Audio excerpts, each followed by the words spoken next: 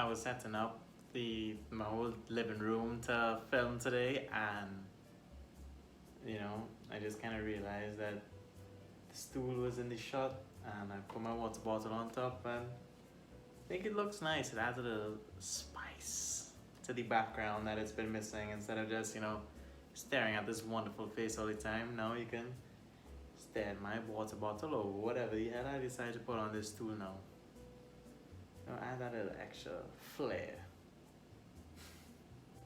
Yo, what's going on, everybody? It's your boy Andrew, and welcome back to Sports But Casually. And welcome back to week 7. I got the week correct this time, not like last week. Week 7 of my NBA news and update series. Of course, I'll be getting into injury reports, my players of the week, my rookies of the week, the big headlines, and conference standings. So this week in the NBA, God, it's been an awful week. Not in terms of the basketball being played, but just the NBA as an organization just took some massive blows. They kind of fumbled the bag a lot, basically. One kind of stupid decision after the other. But of course, I'll get into that in my big headline section. As always, we shall start with my injury reports. And you know the drill by now, players in green have already been here before. So I'll leave that up on the screen for you guys right about now.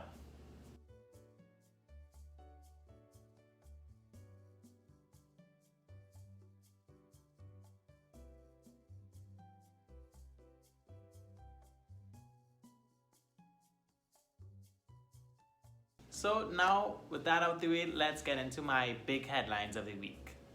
Firstly, this week the NBA and the Players Association organized to host an All-Star game in Atlanta on March the 7th.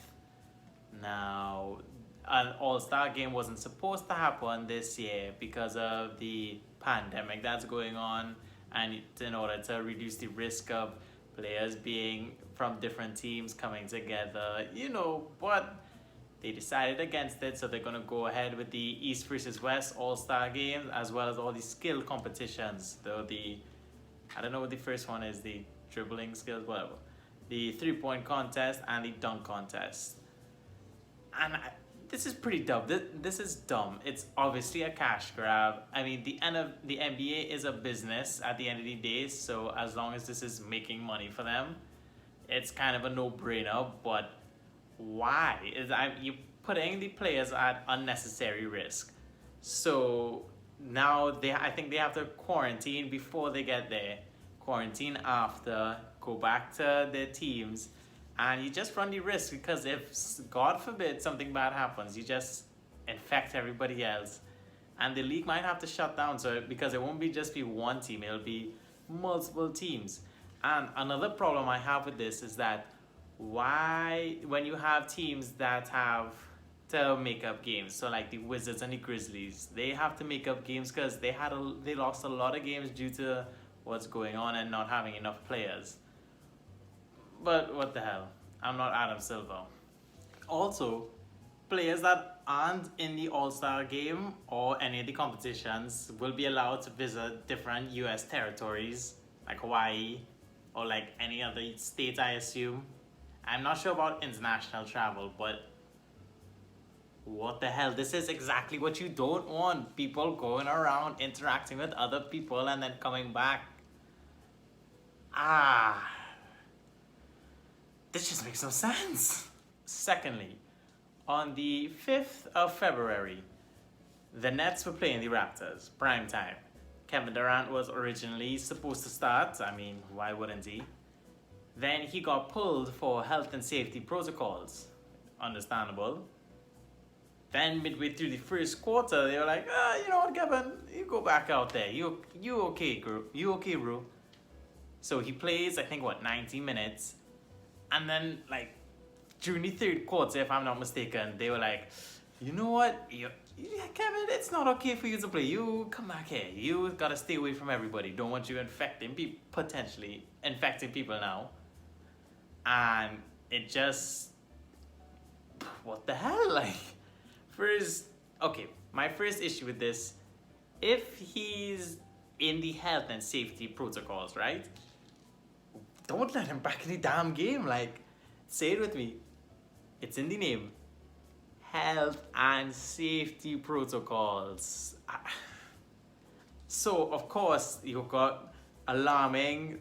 First, they were being clowned, and general questions being asked by fans, medias, and different players. Like, how could this person who could potentially be a hazard to everybody else be allowed back in? It makes no sense. But you know what? Let's talk to the guy that was actually pulled. So, Kevin, how do you feel about being in the game, out the game, back in the game, back out the game? How do you feel about that? Huh. Well, there you go. Now, let's move on to my players of the week. As always, starting with the Eastern Conference. And it pains me to say, but I'm going to have to give my Eastern Conference Player of the Week to Jason Tatum of the Boston Celtics. This week, the C's had tons to deal with. From Kemba's struggles to both Jalen and Smart missing games. So they really relied on their star Tatum, and he's delivered on both ends of the court. In the 3 games he played this week, he averaged a little above 29 points, 5 assists, a little above 8 rebounds, and 2 steals a game, shooting .444 from the field and 36.7 from 3 and on about 10 attempts per game. For my Western Conference Player of the Week, I'm going to give it to GOAT James, LeBron James. I mean, he's GOAT James. He doesn't really need much of an introduction. In the games he played this week, he averaged about 27 points, 10 assists, and a little above 7 rebounds a game, while also getting 2 steals, shooting almost 53% from the field and 39% from 3. Now to my Rookies of the Week, starting with the Eastern Conference.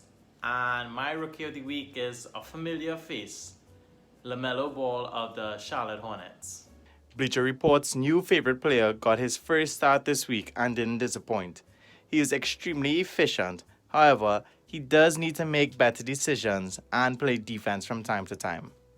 In the 3 games he played this week, he averaged just above 23 points, 6 assists, and a little above 5 rebounds a game, while also notching 1.3 steals a game, shooting above 46% from the field and 47% from the 3-point line, on about a little more than 6 attempts per game. And now for my Western Conference Rookie of the Week, another very familiar face.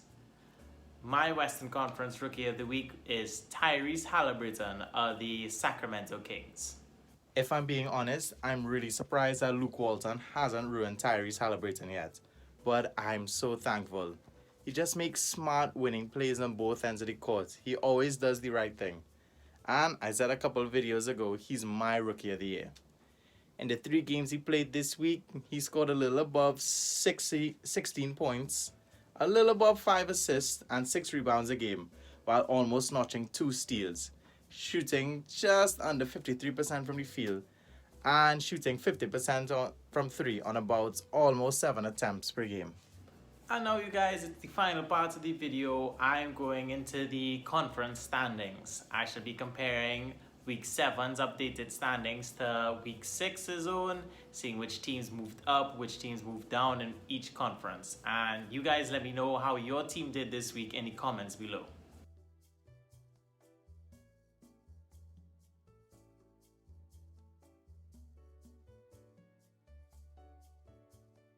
That pretty much wraps it up, everybody. Thank you so much for watching. Go ahead and make sure to like, share, and subscribe on this video. I'll greatly appreciate the support as always. And go check out my playlist below. And check out the weeks that you've missed before and other reaction videos that I've done here on my channel as well.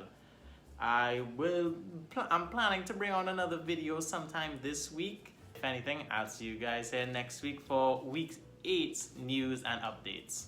Take care. Check the mic and make sure it sound right, boys.